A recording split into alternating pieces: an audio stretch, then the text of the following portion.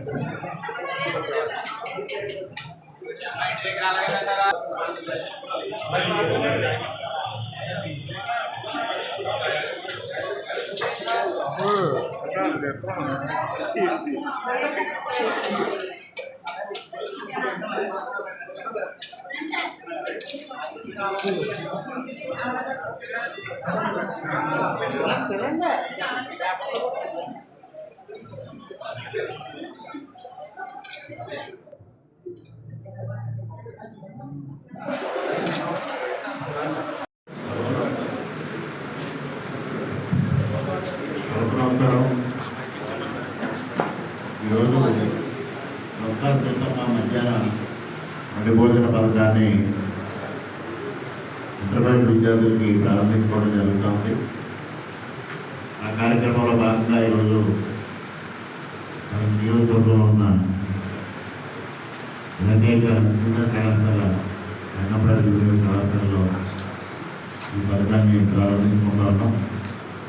ఈ కార్యక్రమానికి అధ్యక్షత వహించిన ప్రిన్సిపల్ గారికి, అదేవిధంగా ఈ కార్యక్రమానికి ముఖ్య అతిథులుగా వేదికపై ఉన్న కూటమి అధికారుల మహారాజులకు, వేదిక ముందున్న మండల నాయకులకు, మీడియానికి అందరికీ నమస్కారాలు.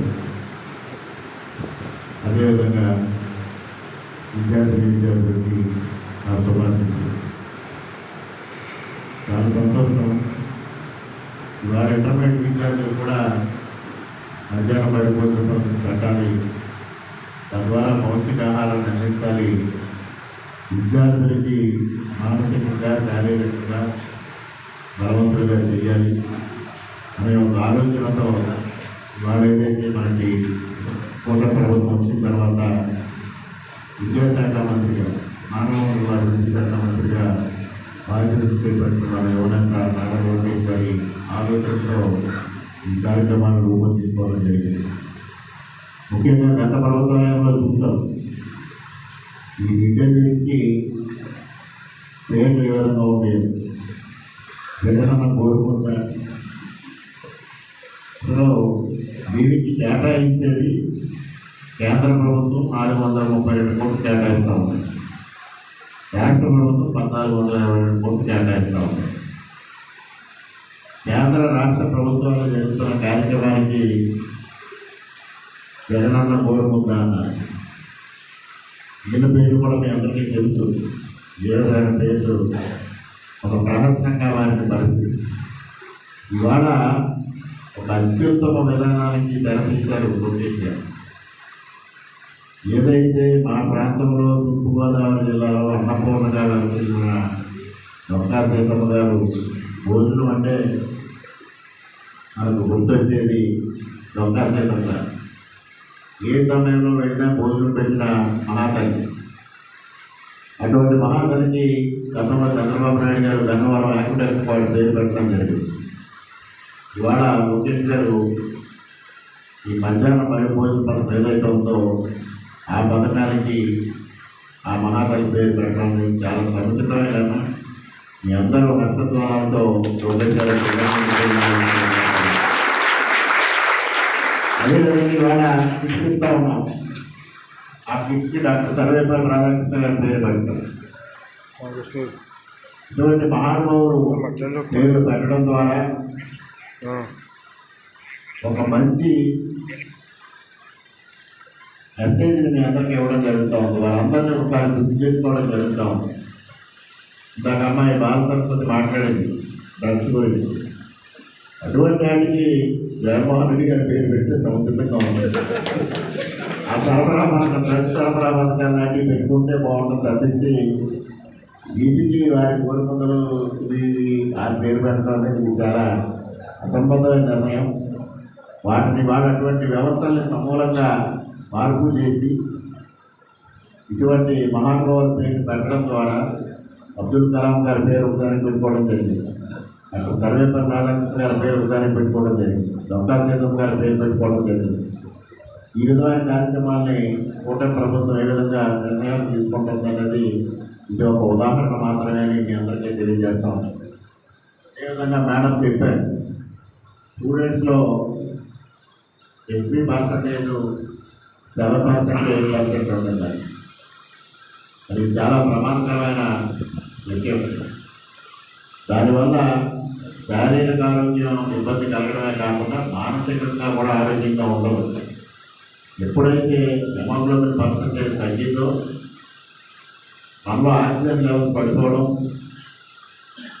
దానివల్ల మీకు మానసికంగా కూడా ఆలోచన విధానంలో మార్పు వచ్చే పరిస్థితి ఉంది. శారీరకంగా బలహీనంగా అవుతారు, మానసికంగా బలహీనంగా అవుతారు. ఎట్టి పరిస్థితుల్లోని 80% తగ్గకుండా కాపాడుకోవాల్సిన బాధ్యత ఉంది. తల్లిదండ్రులు ఎంత జాగ్రత్త తీసుకున్నా మీరు కూడా విద్యార్థులు కూడా జాగ్రత్త తీసుకోవాలి. అందుకోసమే వాడు ఇక్కడ ఏదైతే మిడ్ డే మీల్లో పౌష్టికాహారం, ముఖ్యంగా పౌష్టిక విలువలతో కూడిన ఆహారం, వెజిటబుల్స్ కానీ గ్రీన్ వెజిటబుల్స్ కానీ, అదేవిధంగా చిక్కీలు ఇవ్వడం. ముఖ్యంగా బెల్లం అనేది చాలా అత్యధికంగా ఉంటుంది హెమోగ్లోబిన్ పెరగడం కోసం. అదేవిధంగా మునక్కాయ కానీ పప్పు కానీ మునగాకు తినడం కూడా చాలా హెమోగ్లోబిన్ పెరగడానికి ఉపయోగపడుతుంది. గోంగూర లాంటి లీఫ్ వెజిటబుల్స్ ఇవన్నీ కూడా మీరు పాటించాల్సిన బాధ్యత మీపై ఉంది. ఇవన్నీ చూడడానికి చాలా సింపుల్గా కనిపిస్తాయి, చాలా చీపుగా కనిపిస్తాయి. అదేవిధంగా మరి నాన్ వెజిటేరియన్స్ అయితే వైట్ ఎక్కువ తినడం, అదేవిధంగా లివర్ తినడం, ఇవన్నీ తినడం ద్వారా హెమోగ్లోబిన్ పెంచుకోవాల్సిన అవసరం ఉంది. హెమోగ్లోబిన్ తగ్గితే అనేక రోగాలకి కారణం అదే అవుతుంది. ఆ విషయం పైన మీరు శ్రద్ధ వహించాలి. అదేవిధంగా నేను ఎక్స్ప్రెషన్ కోరేది కూడా మీరు కూడా కొంచెం క్లోజ్గా ఫాలో అప్ చేయండి. విద్యార్థులు తల్లిదండ్రులు కూడా ఎప్పటికప్పుడు అప్డేట్ చేసి వారు కూడా పౌష్టికాహార విషయాలుగా చర్యలు తీసుకోవాల్సిన అవసరం ఉంది. ఇవాళ ఈ మిడ్ డే మీల్స్ కూడా మనం ఇస్లాం ద్వారా చేయడం జరుగుతాం. ఒక అత్యుత్తమైన సంస్థ. ఆ సంస్థ ఏ విధంగా మరి భోజన పథకాన్ని అమలు చేస్తామని మీ అందరికీ తెలుసు. ఐసీడీ ఫుడ్ ఇవ్వడం, అదేవిధంగా టైంలీగా ఫుడ్ డెలివరీ చేయడం, పౌష్టికాహార విలువతో చేయడం అనేది వారు ఎప్పటి నుంచో చేస్తూ ఉన్నారు. అటువంటి వ్యవస్థను ఇవాళ మనం చేసుకుంటాం కదా. రాష్ట్ర వ్యాప్తంగా మేడం చెప్పారు 475 ఇంజనీరింగ్ కళాశాలలో ఈ కార్యక్రమాన్ని నిర్వహించుకుంటా ఉన్నాయి.